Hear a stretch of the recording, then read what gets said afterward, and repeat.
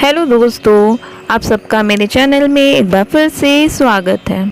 आज मैं इस वीडियो में आप लोग को बताने जा रही हूँ जितिया व्रत या जीवितपुत्रिका व्रत की व्रत कथा।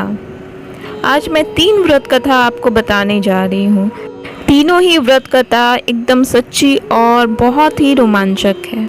ये तीनों व्रत कथा सुनने भर से भी सभी को लाभ मिलने लगता है। इसीलिए जितिया व्रत में या जीवितपुत्रिका व्रत में इस कथा को सुनना अनिवार्य है, नहीं तो व्रत को पूरा नहीं माना जाता है। इसलिए अगर कोई इस व्रत कथा को एक बार सुन ले तो उसकी सारी मनोकामना पूरी हो जाती है और संतान को दीर्घायु होने का आशीर्वाद प्राप्त होता है। दोस्तों, हर वर्ष अश्विन माह के कृष्ण पक्ष के अष्टमी तिथि पर जितिया व्रत या जीवितपुत्रिका व्रत किया जाता है। संतान धर्म में इस व्रत को शुभ माना जाता है। इस व्रत को संतान प्राप्ति और उनकी लंबी आयु के लिए किया जाता है।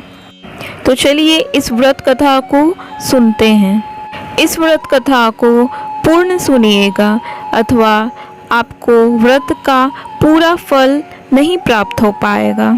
तो चलिए दोस्तों, तीनों जितिया व्रत या जीवितपुत्रिका व्रत कथा इस प्रकार है। पहली कथा है चिल्हो सियार की कथा। एक वन में पेड़ पर एक चील रहती थी। सेमर का वो पेड़ था जिसमें वो चील रहती थी। पास की झाड़ी में एक सियारिन भी रहती थी। दोनों में खूब पटती थी, खूब दोस्ती थी। चिल्हो जो कुछ भी खाने को लेकर आती उसमें से सियारिन के लिए जरूर हिस्सा रखती थी। सियारिन भी चिल्हो का ऐसा ही ध्यान रखती थी। इस तरह दोनों के जीवन आनंद से कट रहे थे।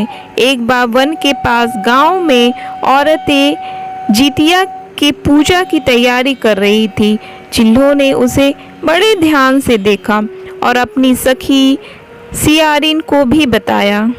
फिर चिल्हो सियारिन ने तय किया कि वे भी यह व्रत करेंगी। सियारिन और चिल्हो ने जितिया व्रत रखा। बड़ी निष्ठा और लगन से दोनों ने दिन भर भूखे प्यासे मंगल कामना करते व्रत कर रही थी। मगर रात होते ही सियारिन को भूख प्यास सताने लगी। जब बर्दाश्त ना हुआ तो जंगल में जाके उसने मांस भर कर खाया। चिल्हो ने हड्डी चबाने के कड़कड़ की आवाज़ सुनी तो पूछा कि यह कैसी आवाज़ है। सियारी ने कह दिया, बहन, भूख के मारे पेट गुड़गुड़ा रहा है, यह उसी की आवाज़ है। मगर चिल्हो को पता चल गया। उसने सियारिन को खूब लताड़ा कि जब व्रत नहीं हो सकता तो संकल्प क्यों लिया था। सियारिन लजा गई पर व्रत भंग हो चुका था। चिल्हो रात भर भूखे प्यासे रहकर व्रत पूरा की। अगले जन्म में दोनों मनुष्य रूप में राजकुमारी बनकर सगी बहनें हुई। सियारिन बड़ी बहन हुई और उसकी शादी एक राजकुमार से हुई। चिल्हो छोटी बहन हुई, उसकी शादी उसी राज्य के मंत्री पुत्र से हुई। बाद में दोनों राजा और मंत्री बने। सियारिन रानी के जो भी बच्चे होते वे मर जाते, जबकि चिल्हो के बच्चे स्वस्थ और हट्टे कट्टे रहते। इससे उसे जलन होती। सियारिन जो रानी बनी थी वो बच्चों को बिल्कुल भी पसंद नहीं करती थी, क्योंकि उसकी बहन के सारे बच्चे बहुत ही स्वस्थ और हट्टे कट्टे थे और उसके सारे बच्चे मर जाते थे। जलन के कारण ही एक दिन रानी ने अपनी बहन के सारे बच्चों का सर कटवा कर डब्बे में बंद कर कर अपनी बहन के पास भिजवा दिया। बट वो सारे कटे सर मिठाई में बन जाते थे, बदल जाते थे। बच्चों का बाल भी बांका नहीं होता था। बार बार उसने अपनी बहन के बच्चों और उसके पति को मारने का प्रयास भी किया पर सफल ना हुई। आखिरकार दैवयोग से उसे भूल का आभास हुआ। उसने सारी बात अपनी बहन को जाकर बताई। उसने अपनी बहन से क्षमा भी मांगी और बहन के बताने पर जीवितपुत्रिका व्रत विधि विधान से किया तो उसके पुत्र भी जीवित रहे। दोस्तों, ये थी पहली कथा। अब दोस्तों चलिए सुनते हैं अब दूसरी कथा। गंधर्वों के राजकुमार का नाम जीमूतवाहन था। वे बड़े उदार और परोपकारी थे। जीमूतवाहन के पिता ने वृद्धावस्था में वानप्रस्थ आश्रम में जाते समय इनको राज सिंहासन पर बैठाया, किंतु इनका मन राजपाट में नहीं लगता था। वह राज्य का भार अपने भाइयों पर छोड़कर स्वयं वन में पिता की सेवा करने चले गए।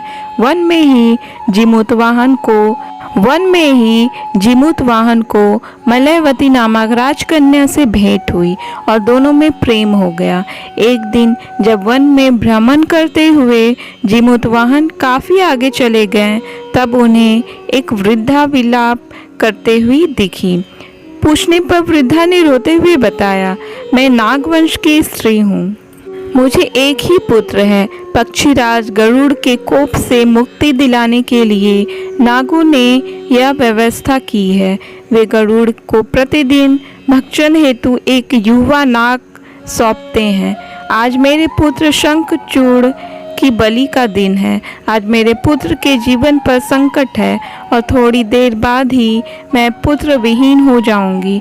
एक स्त्री के लिए इससे बड़ा दुख क्या होगा कि उसके जीते जी उसका पुत्र ना रहे। जीमूतवाहन को यह सुनकर बड़ा दुख हुआ। उन्होंने उस वृद्धा को आश्वस्त करते हुए कहा, डरो मत, मैं तुम्हारे पुत्र के प्राणों की रक्षा करूंगा। आज उसके स्थान पर स्वयं मैं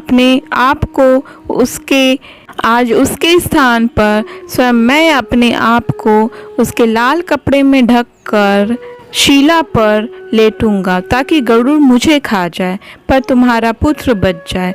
इतना कहकर जीमूतवाहन ने शंखचूड़ के हाथ से लाल कपड़ा ले लिया और वे उसे लपेटकर गरुड़ को बलि देने के लिए चुनी गई शिला पर लेट गया।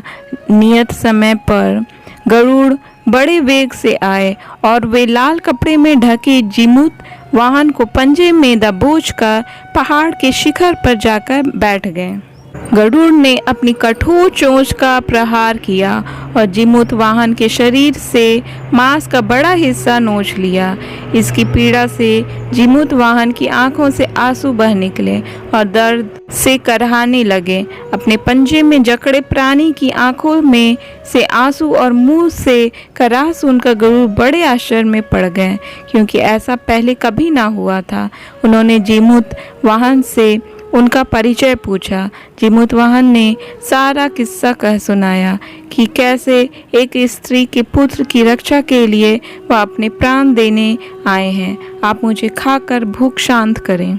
गरुड़ उनकी बहादुरी और दूसरे की प्राण रक्षा के लिए स्वयं का बलिदान देने की हिम्मत से बहुत प्रभावित हुए। उन्हें स्वयं पर पछतावा होने लगा।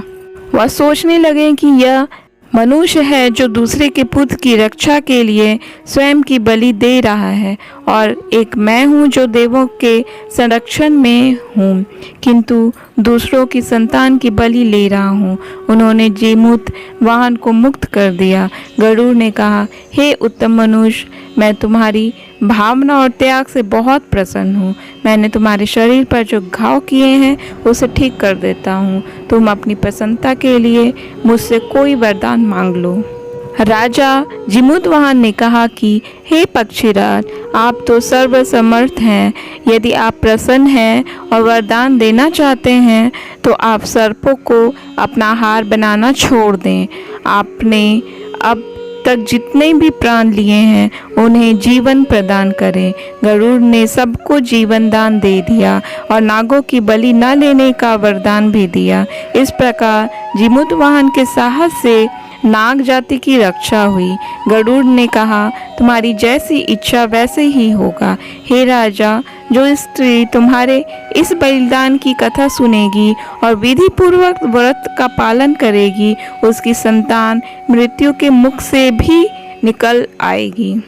तब से ही पुत्र की रक्षा हेतु जीमूतवाहन की पूजा की प्रथा शुरू हो गई। यह कथा कैलाश पर्वत पर भगवान शंकर ने माता पार्वती को सुनाई थी।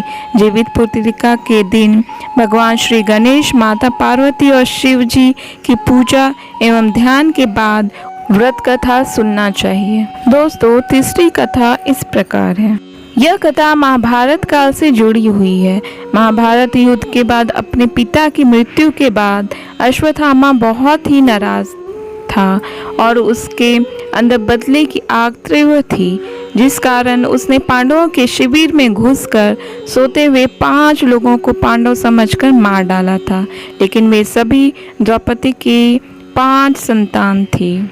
उसके इस अपराध के कारण उसे अर्जुन ने बंदी बना लिया और उसकी देवमणि छीन ली, जिसके फलस्वरूप अश्वत्थामा ने उत्तरा की अजन्मी संतान को गर्भ में मारने के लिए ब्रह्मास्त्र का उपयोग किया था, जिसे निष्फल करना नामुमकिन था। उत्तरा की संतान का जन्म लेना आवश्यक था, जिस कारण भगवान श्री कृष्ण ने अपने सभी पुण्यों का फल उत्तरा की अजन्मी संतान को देकर उसको गर्भ में ही पुनर्जीवित किया।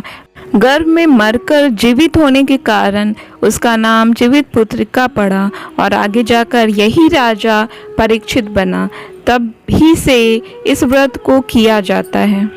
जो महिलाएं पूजा को विधिवत करेंगी और ये तीनों कथा सुनेंगी, उसकी पूजा अवश्य ही सफल होगी।